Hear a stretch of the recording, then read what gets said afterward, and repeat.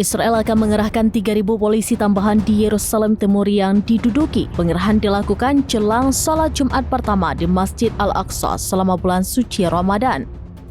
Dikutip dari Anadolu Agency, polisi Israel mengatakan personel tambahan akan disebar di berbagai penjuru, mulai dari persimpangan jalan hingga gang-gang di kota tua. Israel memperkirakan puluhan ribu jemaah Palestina akan mengikuti salat Jumat di Masjid Al-Aqsa hari ini. Pada Februari 2025, Israel sudah mengerahkan 3.000 polisi di sekitar lokasi tersebut. Dengan penambahan ini, maka jumlah polisi yang bertugas mencapai 6.000 personel. Israel telah membatasi masuknya jemaah Palestina dari tepi barat yang diduduki ke dalam masjid sejak awal Ramadan. Mereka hanya mengizinkan warga Palestina dari Yerusalem Timur dan warga Arab Israel untuk mengakses situs tersebut. Warga Palestina memandang pembatasan ini sebagai bagian dari kebijakan Israel yang lebih luas untuk meyahudikan Yerusalem Timur. Bagi umat Muslim, Masjid Al-Aqsa merupakan situs tersuci ketiga setelah Masjidil Haram dan Masjid Nabawi.